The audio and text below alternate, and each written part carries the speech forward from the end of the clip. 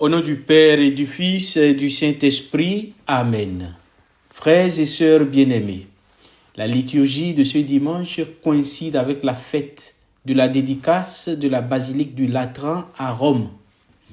L'Église nous donne 3 textes magnifiques qui nous font passer du temple de pierre de Jérusalem au temple vivant du Christ, du corps du Christ, et finalement à l'Église, temple de Dieu dans le monde.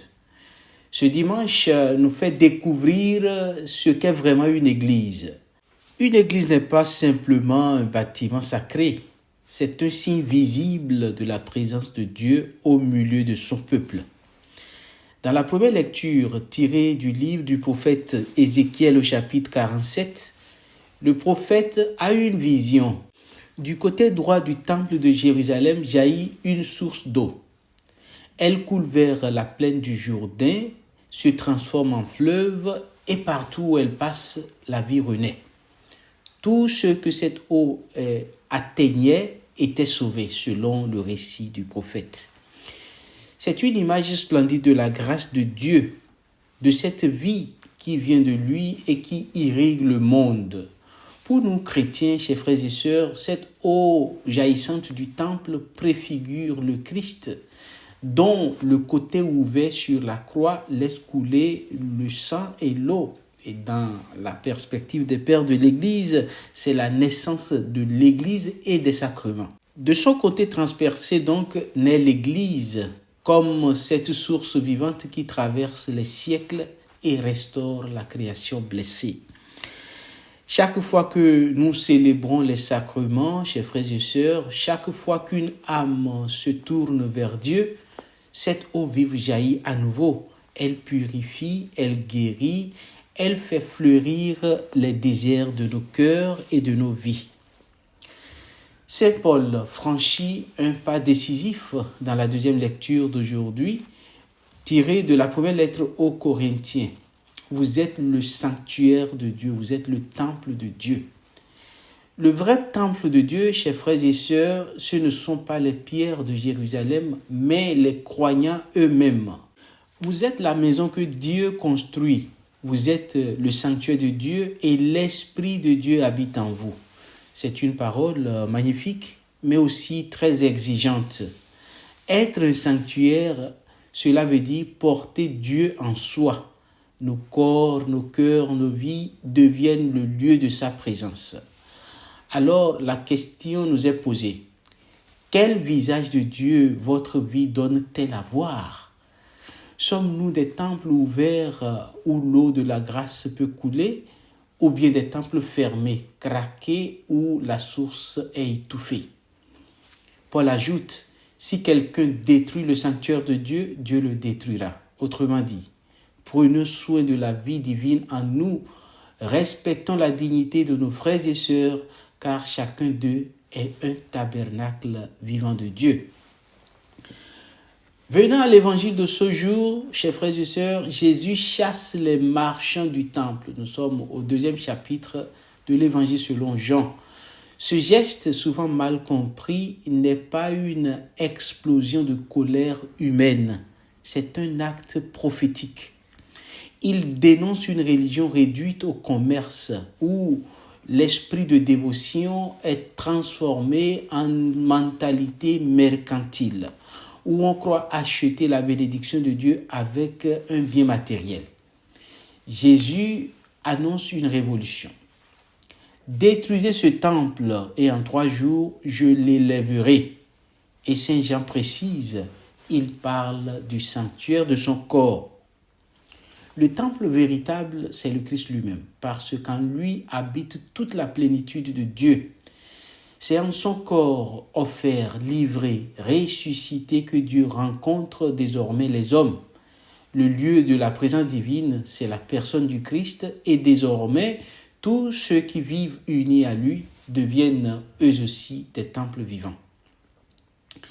Alors, comment pouvons-nous appliquer l'enseignement que nous laisse la liturgie d'aujourd'hui? Il y a 3 appels que nous pouvons prendre en considération. Premièrement, la liturgie. L'Église nous invite à redécouvrir la beauté du lieu saint. L'église paroissiale, la chapelle, la cathédrale, ces lieux ne sont pas de simples bâtiments. Ils sont le signe visible de la présence du Christ. Quand nous y entrons, chers frères et sœurs, il faut que notre attitude, nos gestes, nos paroles témoignent du respect et de l'amour que nous avons envers Dieu qui habite en ce lieu.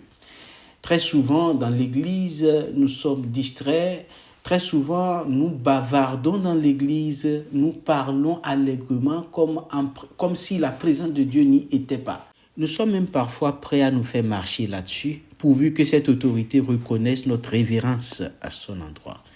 Et combien plus devrions-nous reconnaître la présence de Dieu et vénérer cette présence avec notre attitude de respect.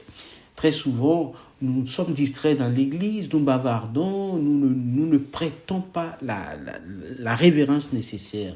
Le deuxième point important auquel la liturgie veut attirer notre attention, c'est que chacun doit prendre soin du temple intérieur. Chacun de nous est un sanctuaire. Prenons soin de ce temple par la prière, par le silence, le pardon, la pureté du cœur. Quand nous laissons entrer le bruit, la rancune, la colère, nous laissons les marchands envahir notre temple intérieur. Mais quand nous laissons le Christ purifier ce temple, alors l'eau vive recommence à couler. Le troisième point, chers frères et sœurs, c'est que nous sommes invités à être des sources de vie pour le monde. L'eau du temple d'Ézéchiel ne reste pas enfermée, elle sort, elle irrigue, elle guérit.